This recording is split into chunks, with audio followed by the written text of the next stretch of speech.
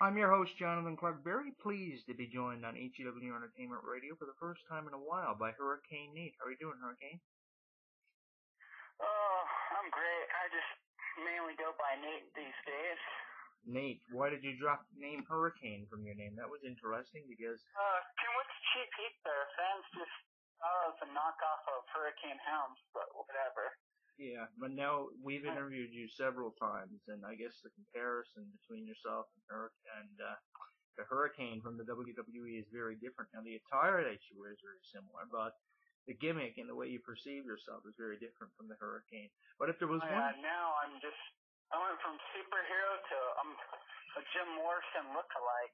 I've actually performed in Hollywood a few times as Jim Morrison, performing songs by the Doors, singing them myself and all on YouTube.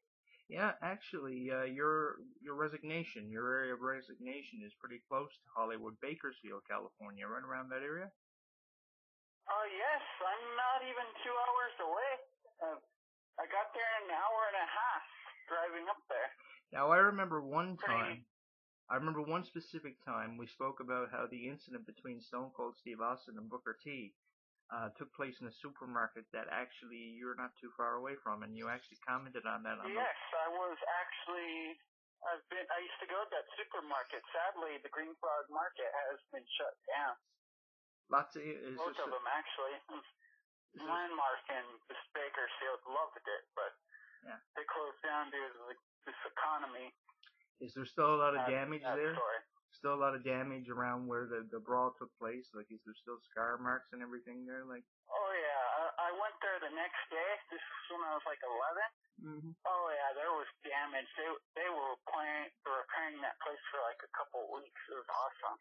How did your comic book series turn out? I know that I was actually thinking, it was strange that you called me today because I was actually thinking about that comic book series that I was actually written into as a reporter. And how did it all turn out? Did you ever get that published? No, I was on the verge of getting it published, and my artist decided he just wasn't feeling it anymore and threw in the towel.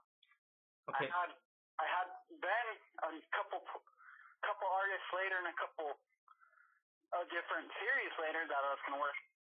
Had another one. I had 8 different offers from independent publishers. Mm-hmm. All the money lined up, and my new artist, he didn't feel it anymore, and he didn't say he had the time. Money wasn't an issue. He just didn't feel it anymore. It's just sad.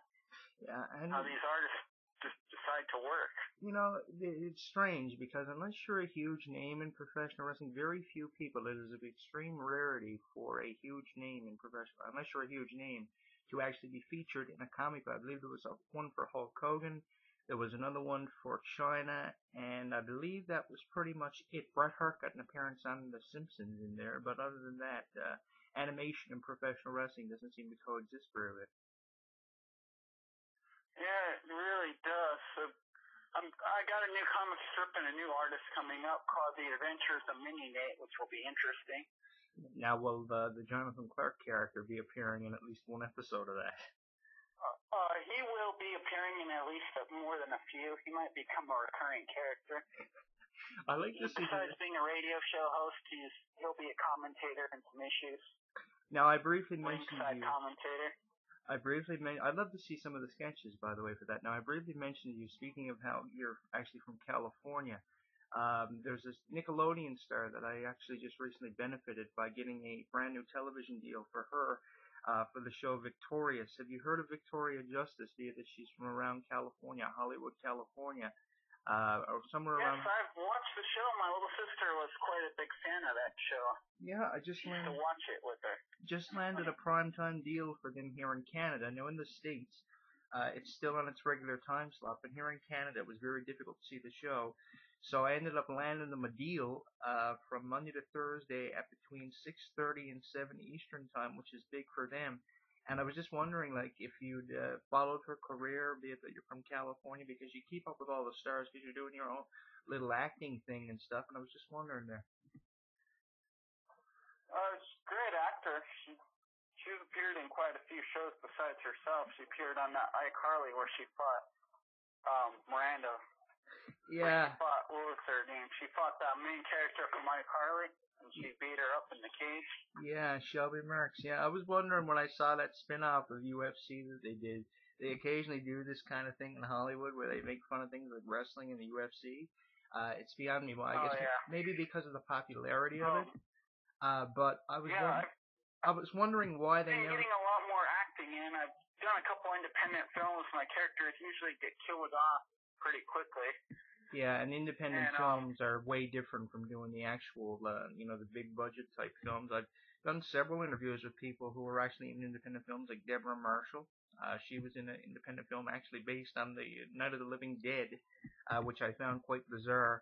How do you find it different from doing the wrestling now into the transition of doing independent films? Are you finding that pretty difficult?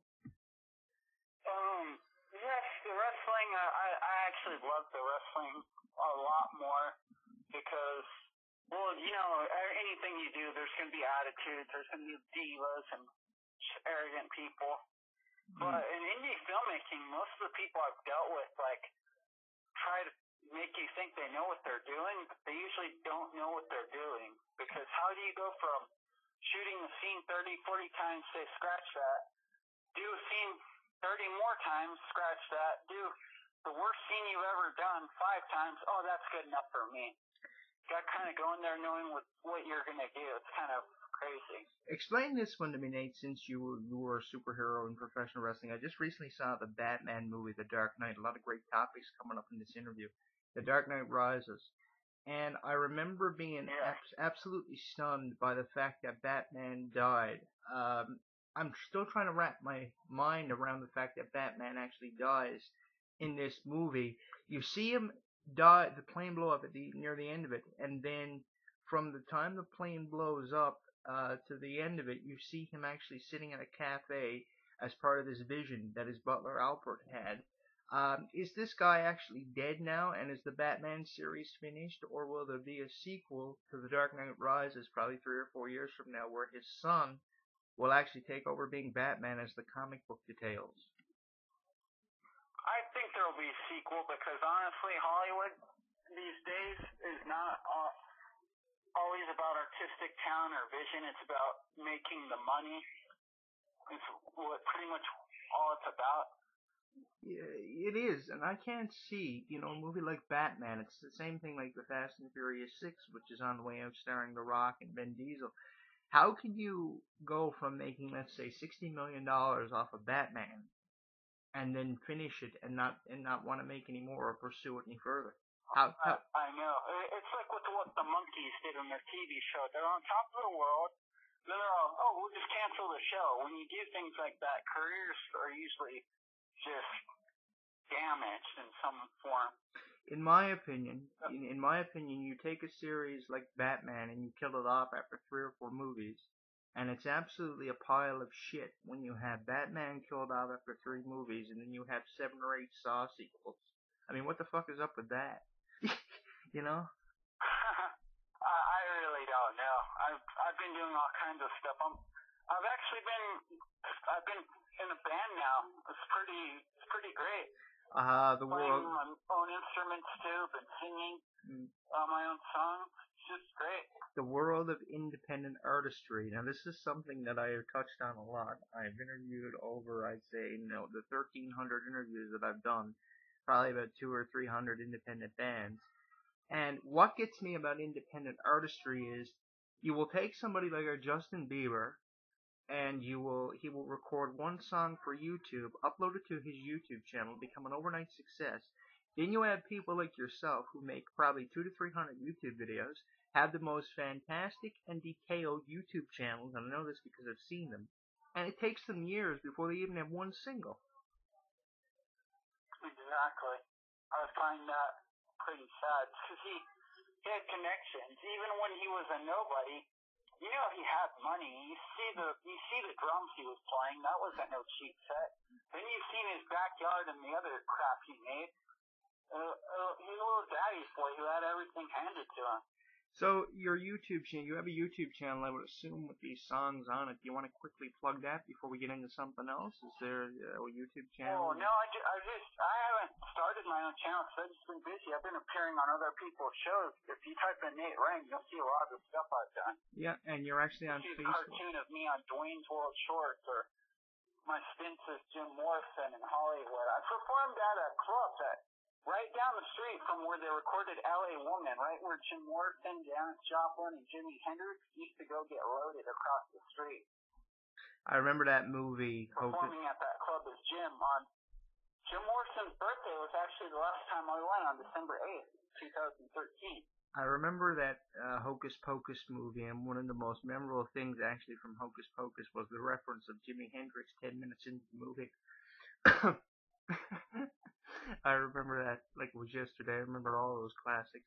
Jimi Hendrix was a good artist, and then truly, honestly, I have to say, like, if there's anyone to be inspired by it. I'm a giant fan of the Doors, so like the fact that I was told I even resemble or look like him is just crazy. And when I started singing,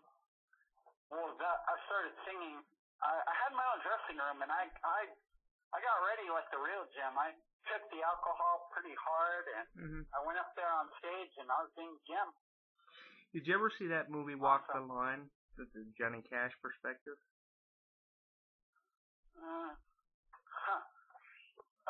Joaquin Phoenix was alright. I liked how Val Kilmer did the Doors movies, Jim. He really got in a character. Oh, yeah, and speaking and about... the other actors were great in that movie, too.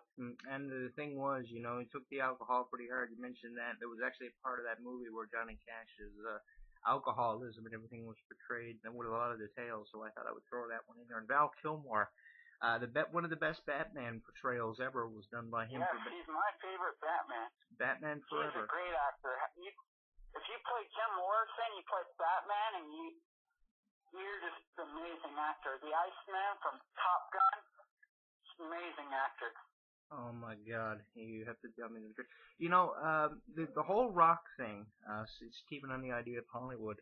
There's a rumor going around the Rock is supposed to be finishing up with WWE at WrestleMania 29. And then there was a tweet